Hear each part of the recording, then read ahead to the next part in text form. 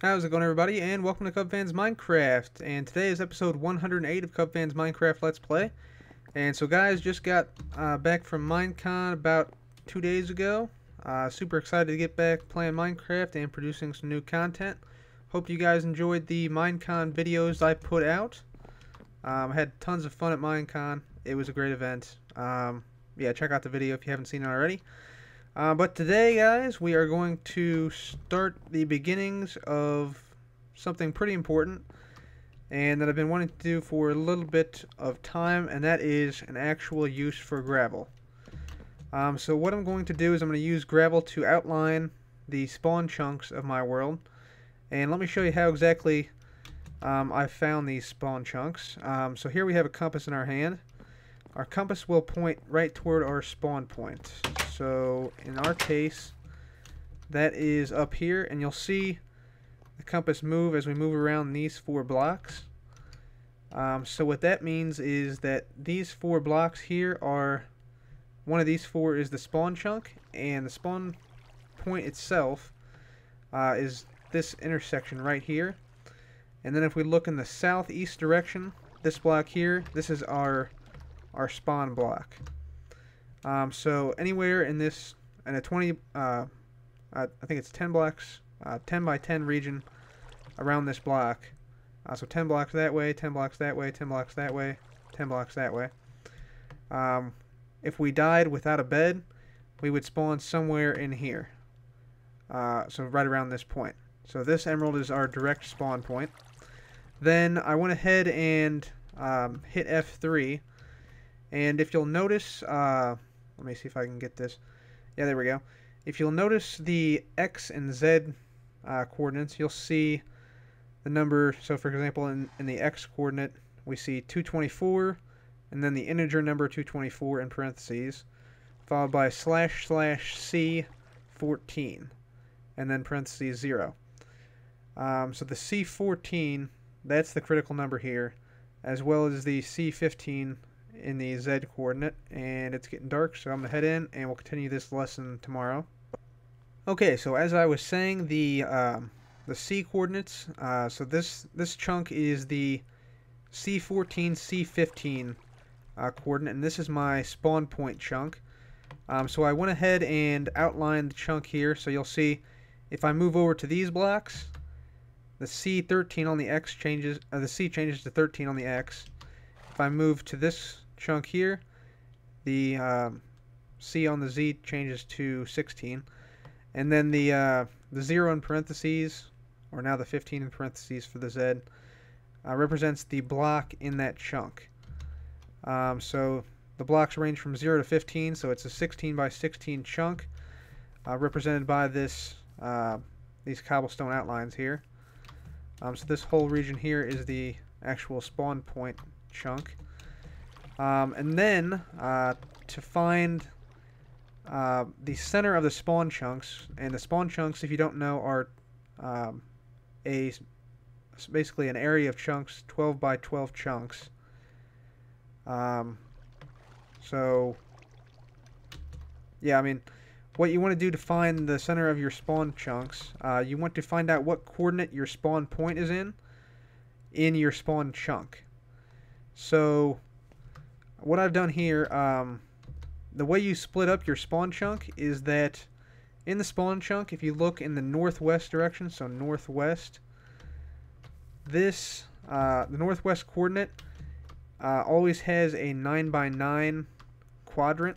So this whole thing here, let's see. So this whole thing right here is your, right there. This is the northwest quadrant. It's a 9 by 9 quadrant always. And then the other quadrants, so like this would be a quadrant if we made it like that. And then this would come down here.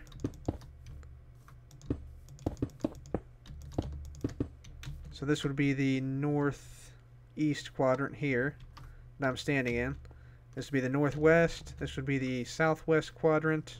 If we just extend this over, you sort of get the idea, and this would be the southeast quadrant. Just find the quadrant that your spawn point is in. So it is in the southwest quadrant. And then come to the edge over here. And then this point here, where the 4 quadrants meet at the edge of the quadrant your spawn point is in, is the center of the 12 by 12 chunks, 12 by 12 spawn chunks. So right here I'm standing at the dead center of our spawn chunks. So actually the entire base is inside the spawn chunks. So that's pretty cool. I didn't know that. That actually opens up quite a lot of possibilities for this area.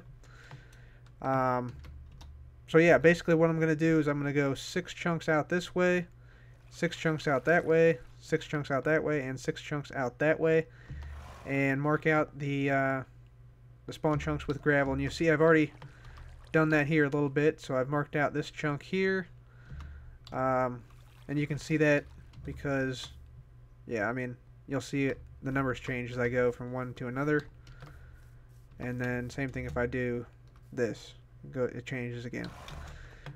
So if you didn't follow that, that's fine.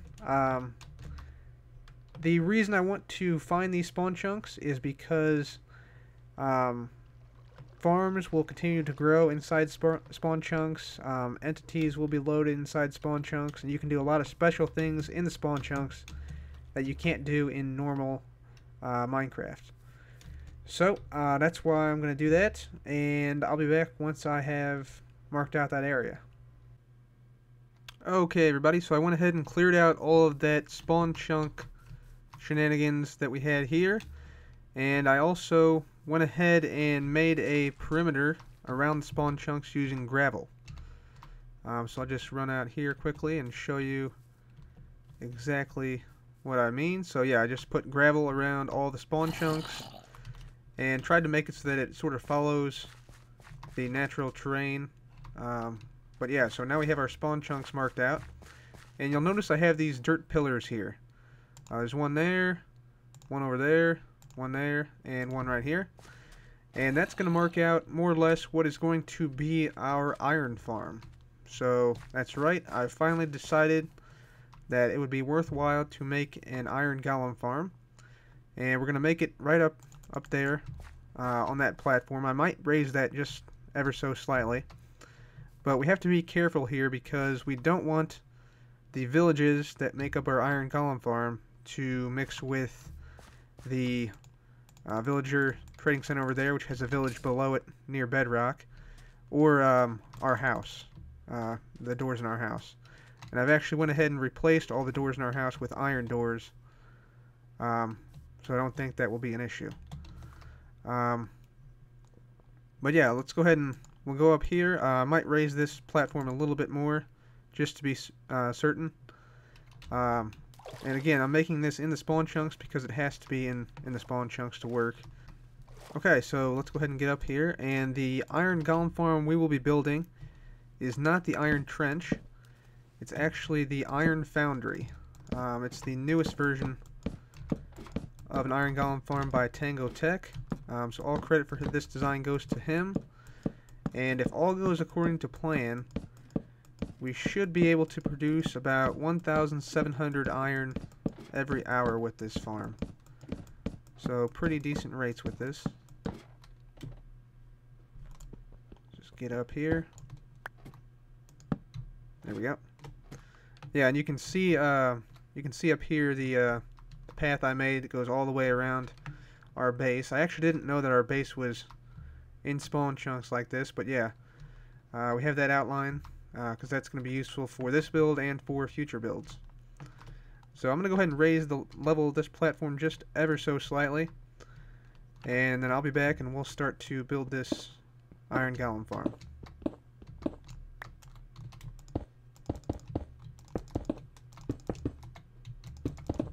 Alright, so we're just going to build this first layer here, and this farm requires placement of almost 1,000 doors.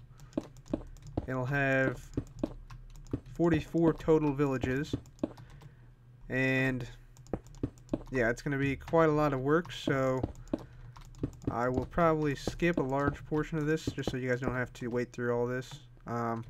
But right now I'm just building the 19 by 19 platform that the golems will spawn in. And there'll actually be 2 of these eventually. But yeah, it should be a pretty good build. I'm pretty excited about it. So let's go ahead and skip forward and we'll see what progress I've made.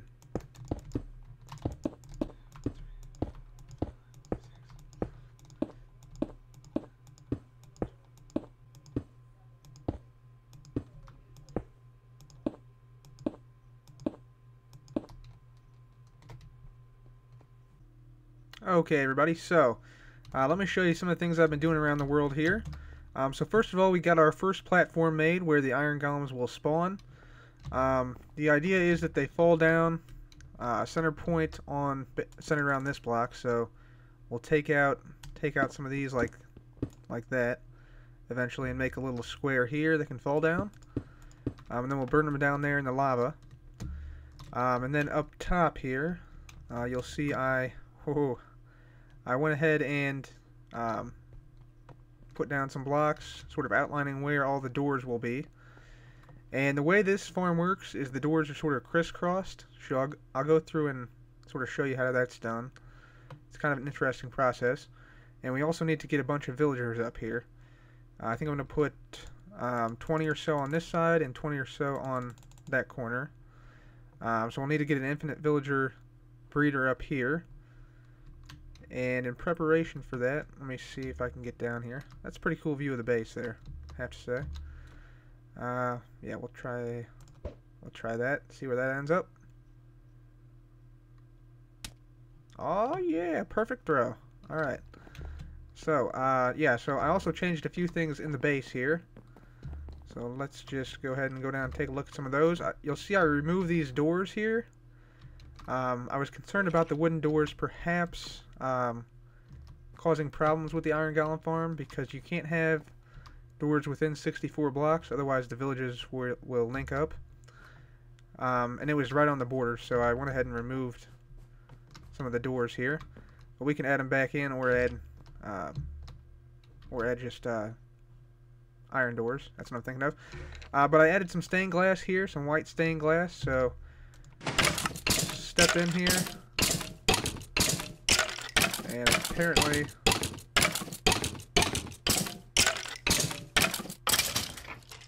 there's a skeleton in there behind this wall. There is a small gap back there where they can sometimes spawn. But anyway, get in the shower, come out, and it's steamy. So we got a kind of a added realism there with the white stained glass. Adds like a frosted look to the shower there. We also changed some of these doors. Changed the closet a little bit. Got some gear in there. Changed these doors to iron doors. Whoop, there we go. Got the gold pressure plates, and then the wooden pressure plates here, leading to these iron doors on this side. So, yeah, just some slight changes inside here. But now what we got to do is we got to go to the Nether to gather some glowstone, so we can put it in the roof of the iron farm up there, and that's a pretty good view of the iron farm there. So yeah, I also finished the Nether portal here. I guess I should call it the Nether cube. So yeah, that's totally finished now. I'm still trying to tweak the design to make the top look a little bit better, but it's more or less done. Let's test her out here. Nice. Go ahead and go in. Yeah, sometimes that happens. But what are you going to do? Alright, so we're going to go ahead and find some glowstone here. I'm going to drink a potion of fire resistance. And then we're going to get going. Okay, so now we're just going to go ahead and lay down some blocks. And we're going to alternate between stone and stone brick.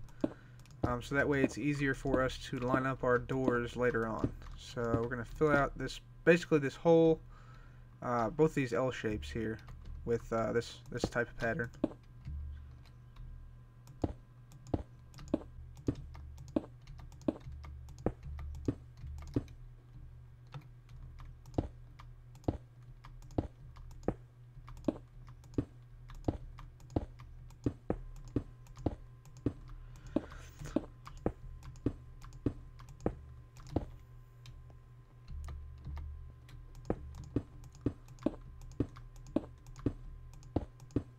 Okay, everybody, so we got the alternating pattern of stripes down there where our doors will go.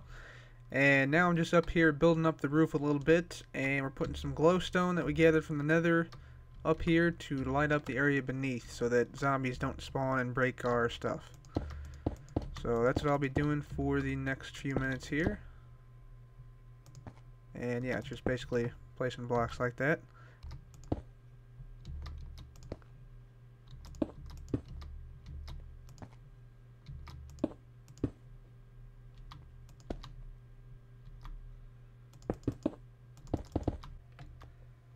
Okay, everybody, so what I've done so far here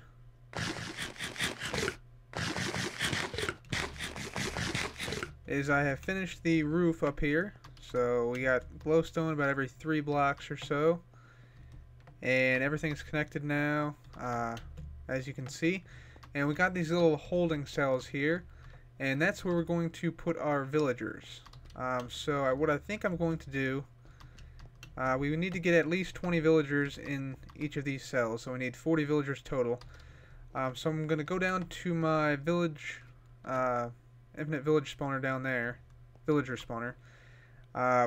Bring about 3 or 4 villagers up here, and then create another little infinite villager spawner on top of this somewhere, and then I'll just drop them into these holding cells. So I'm going to go ahead and do that. I'll build like a rail line up here temporarily, and yeah, we'll get the villagers up here and ready to go. Okay, everybody, so now I've went ahead and built my rail line, temporary rail line, all the way up to the Iron Foundry, and I've been transporting a bunch of villagers here. I'll just show you how I've been doing it. So basically you just push this cart into them, then you just push it out, they go up, hop in, and we follow them up. And we get a pretty good view of our base down here, so that's pretty cool. You can see the village trading center down there. There's a house, mushroom. Pretty good view of it. Then we come over here, and you'll see I already got about 23 villagers over there. And all we got to do now is just destroy the cart. Villager's still in there. Flick that lever, pushes them down, and they all collect below. So that's basically it. Then we just grab a cart, and we ride back.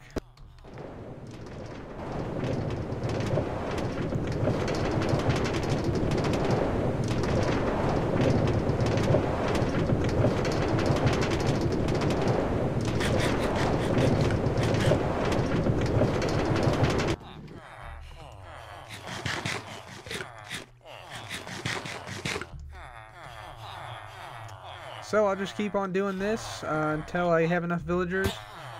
And this thing supplies more than enough in terms of the rates, so I don't have to wait at all for this thing to fill up. So, yeah, good thing. Okay, everybody, so we went ahead and got our 20 villagers up here. I went ahead and got rid of the rail line. I made a new way up over here so we can get up and down easier. Right there. And then I also cleared out this area in the center, so we can now drop down here. There we go. Maybe not right there. More like right there. Okay, and we're going to build out a platform here. I think this is a pretty good level, and this will be the area, so the golems will die up here, and then down here is where the start of our chests will be. And so yeah, I'll build like a nice walkway over here eventually, but now we have to get started on this part of the build here. Alright, everybody, so I went ahead and made this glass tube here. It's a 3x3 tube, so the golems can fall down here. And now I'm going to make a small platform here, and then we'll make a mechanism to catch the iron. And to ensure the chunk is always loaded, we will have another portal here. That will dispense an item into the portal, or have an item be dispensed into the portal every 45 seconds or so.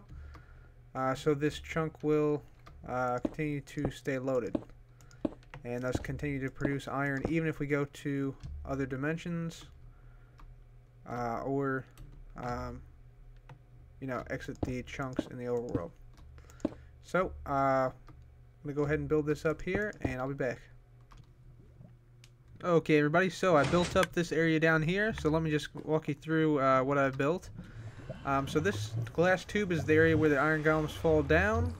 They then burn in the lava, and then their drops, iron and poppies, will go into these hoppers.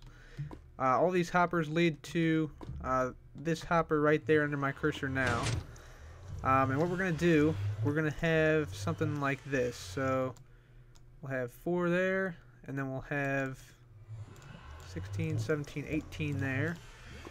And whenever a iron bar or poppy reaches here, all the poppies will go down into this hopper, at which point they'll be taken down to this hopper and then into the dispenser here.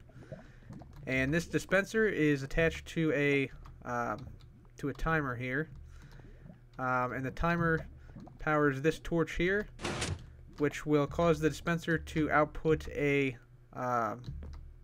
poppy, what eventually will be a poppy, every 45 seconds or so, and that will keep the chunk here loaded whenever we are in game. So that's what that does, and this is just a clock to prevent poppies from overflowing in these hoppers. Then all the iron will come out of this hopper here, and I'm going to pull out this hopper line here and make like some type of like iron silo here to store all the iron in. But we're also going to, for right now, go ahead and dump in all those stacks of dirt there. You'll see the timer here running. This will just keep the chunk loaded. So yeah, that'll keep that loaded because the way that this chunk loader works is that every time a block goes through the portal, which is about every 45 seconds, whenever this reaches 50, then the item, the dispenser dispenses an item. So you'll see there dirt is missing there, and it puts it in the nether, and that causes entities to continue to be loaded for the next 60 seconds. So since this thing fires every 45 seconds, this chunk will always be loaded. So that's how that works. And now we have to get up here, and we gotta start placing doors. So I'm gonna try and pull a ninja move like that. Oh yeah, I got that all on film, baby. Okay, but now in all seriousness, this is gonna take a lot of time to put up all these doors.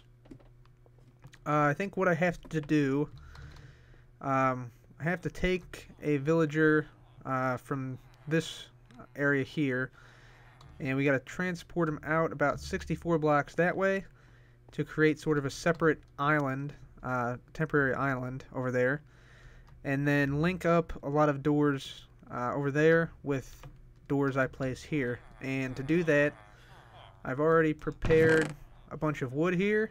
This isn't actually nearly enough, but it's gonna have to do to start us off. So I'm gonna go ahead and get started on this rail area here, so I can get a villager out there, and then we'll start to put down some doors. Okay, everybody, so I'll show you what I did down here. We got a villager up here on this platform. We got a line of cobblestone blocks that is exactly 64 blocks away from the edge there. So we're now ready to start placing our doors, and what we'll do is we'll do like a village chain. So I'll show you what I mean here. So we'll come over here, and right on this block here we'll place a village door. So now this door here is being detected by those villagers over there, so it's a valid village door. And then if we come over here and we place a door down, not on this first block, but right there, this door also is a valid village door for that villager. And since there's exactly 64 blocks between this block here and that door, this door is actually just barely over 64 blocks away, so these things don't link up. But if I then place another door right there, this door and the door over there do link up. So there are 2 villages here now. And then now what I'm going to do, I'm going to come back over here. I'm going to place a redstone torch right here, 2 blocks over from where it was before. I'll go ahead and break this door. And then we're going to place 1, 2, 3 village doors down like that. So now there's 1 village door here, and then there's this door and that door linked up, and then this door and the door directly over are linked up. And we just keep on repeating this process over and over again until all the doors over here have villages, more than 1 village associated with, or actually 1 village associated with them. So there'll be 28 total villages on that island over there with that villager. Okay, everyone, so I got all 28 doors placed down there. I got 27 doors placed here. And yeah, I would go and build one here, but this is the end of the line here. You can't really put 2 doors down there, so just go ahead and break all these doors here, and my inventory should pretty much fill up. But this should send all 28 villages back to that side.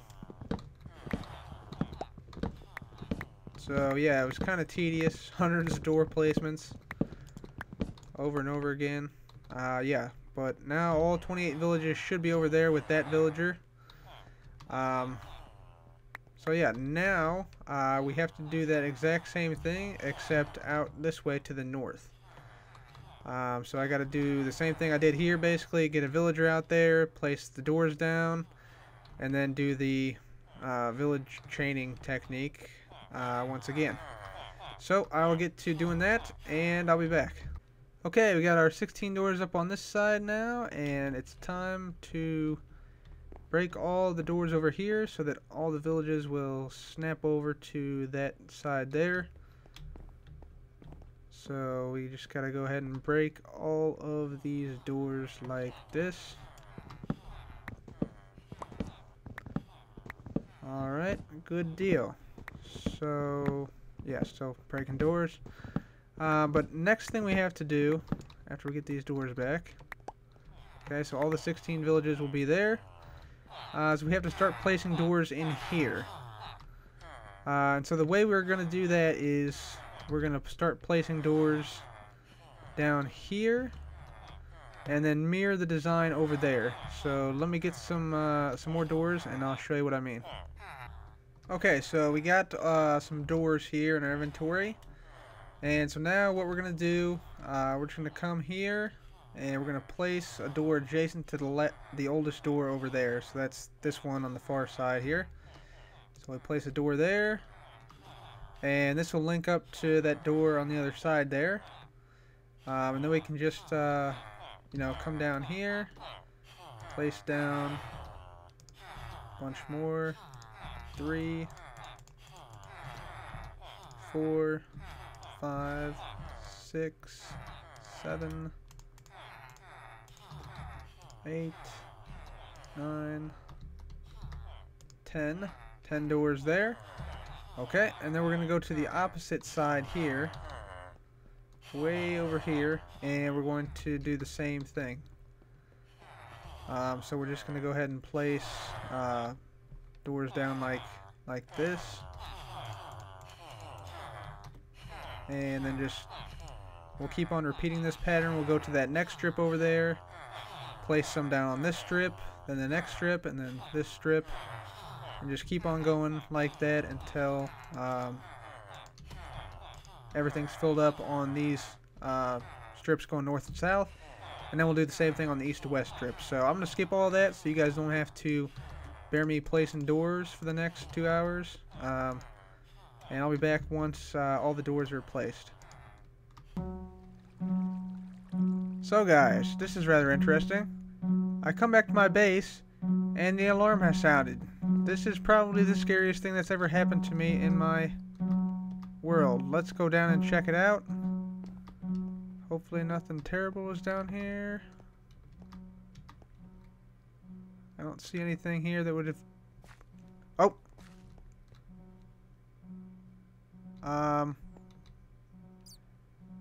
Wow, this is actually kind of is it a bat? It may be a bat.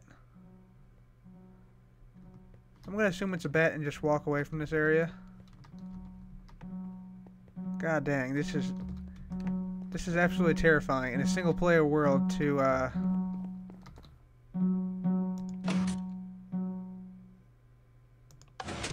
have something like that happen. Wow.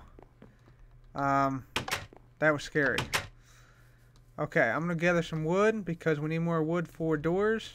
And yeah, I'll continue to build up wood doors. Okay, so we are on the last set of 16 doors here. Just trying to organize all this stuff with the wood and everything. And so yeah, just been placing a few hundred doors here. One after the other like that. There we go. Okay, so that's that side done. And you can already see, even with these 16 doors, we already have golems spawning in here. This is actually the maximum number of 4 that we can have in here at any one time. But we'll go ahead and add this last row of doors on here. There we go. Come on. There we go. Yeah, really quite a big project. This requires a ton of wood. There we go. Okay. Good deal. So that is the first part of it done. Now we just have to do the second part here, which is the 28 block strips on each side. So yeah, gonna need quite a bit more wood for that, but we'll get it done.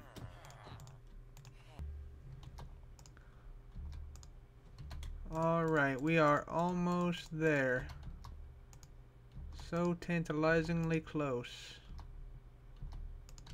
There's that row. It's the last row on this side. Golem still chilling out. And last row here. So I think I made just enough, just the right amount of doors. Should be just about perfect.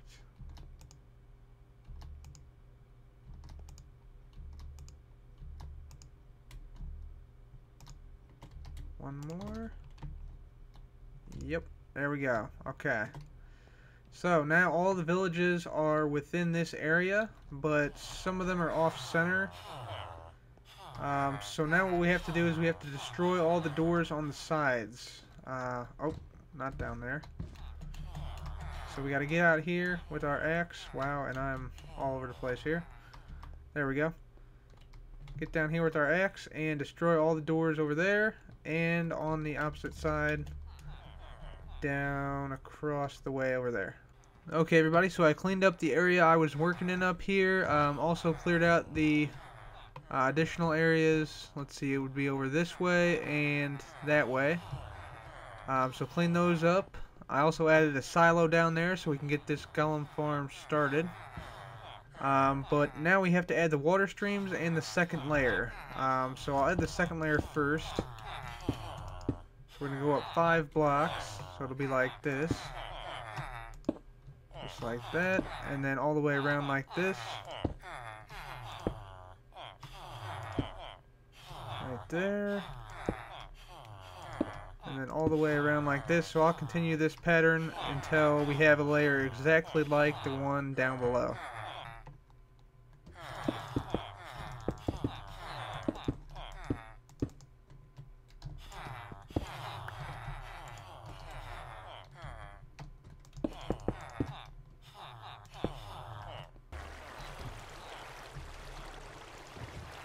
Okay, so we're just filling the water streams up here now. Just trying to not get pushed into the middle here, where the lava is. That would be very bad indeed. So yeah, just going around the outside, gathering water, putting it into the middle, and yeah, just making all these water streams connect so that everything is pushed to the center. Okay, everybody, so here is the water stream. You can see it's pushing everything toward the center here. And now I gotta find a way to get out of here. Let me just grab a block of water here. And we'll do this temporarily.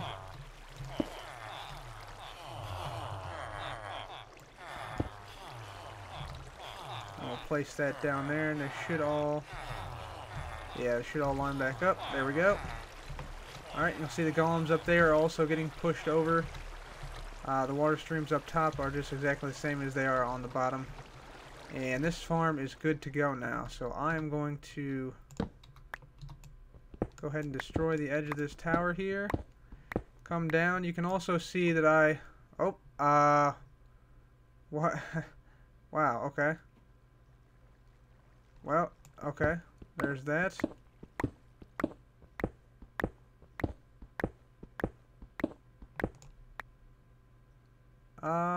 Some water must have gotten in there. So, yeah, the golems aren't dying. That's not good.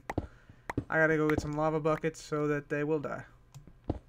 There we go. That's better. Much better. Okay, so we got the 2 water buckets in there. We killed all those other golems with the first lava bucket we put in there. But yeah, now this thing should be running pretty smooth.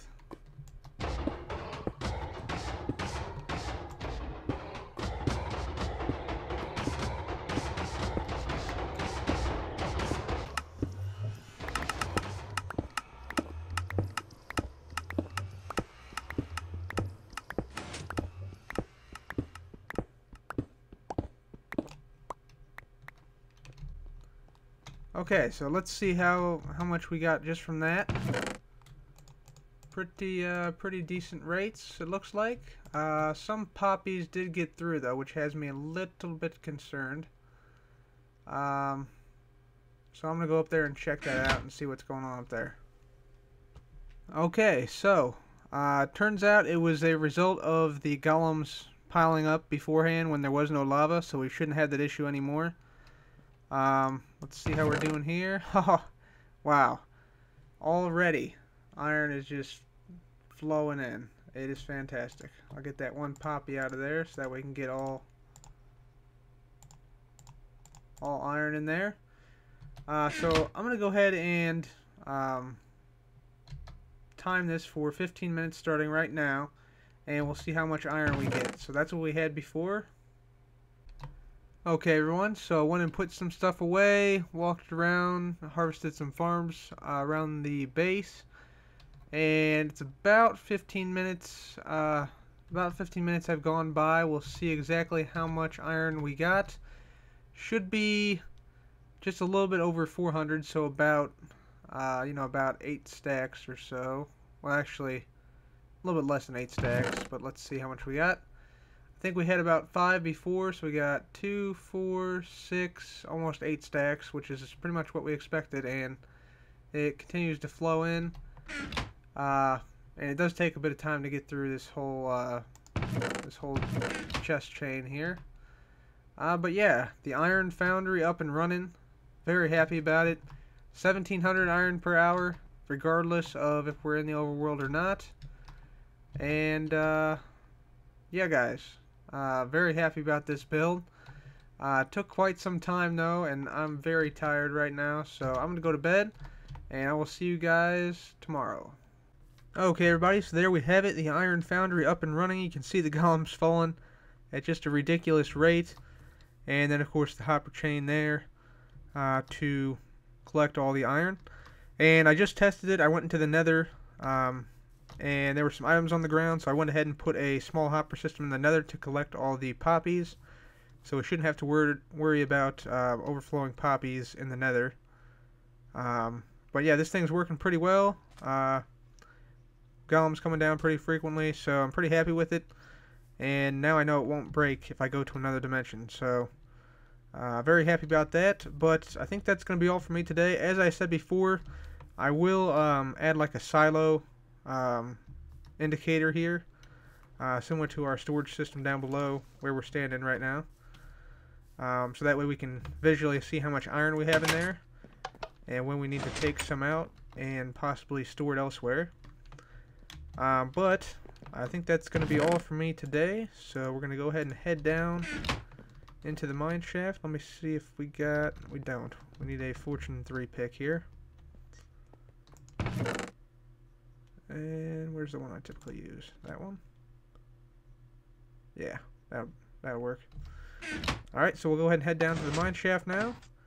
And we'll see what today's highlighted channel is. Heyo! Okay, everybody, down here in the mine shaft now. And I really got to extend that rail line down here. I haven't done that in quite a bit of time. But let's go ahead and see what today's highlighted channel is. And bear with me here. Today's highlighted channel is CCM051403. So, a little bit about CCM's channel. He doesn't have any videos up, but a few videos back, I think, whoop, that was a bad move. A few videos back, he suggested that I go ahead and build an iron golem farm, or gold farm, and I figured, you know what, it's about time we did that. So that's what I did in this episode, so thank you for the suggestion, CCM. Other people have also suggested it, so thank you to them for keeping on it. And, yeah, let's see how you do against the other competitors. Okay, everybody, just finished digging out CCM's mine shaft, and we got the following resources. So we got a bunch of redstone, some gold, lapis, iron, and some coal as well. So a little bit of everything except for diamonds. And the total points for this mine shaft come to 3,857 points, which is good for second place on the leaderboard. So I will hop in this cart, go back and change it on the signs, and I'll be right back. Okay, and as I said before, CCM coming in second place today with 3,857 points. So good mine shaft today, pretty happy about that. And also very happy that we got finally the iron farm up and going, the Iron Foundry. I'm going to produce a ridiculous amount of iron for us, so we won't really ever have to worry about iron ever again. So yeah, that's good news. Also, I have a few other smaller projects in the works, and of course I will improve the aesthetics of this iron farm over here by both adding a silo indicator, and I also want to add sort of like an ender pearl elevator so that we can get up there pretty easily. But a lot of smaller projects coming next episode, but they're going to be pretty useful.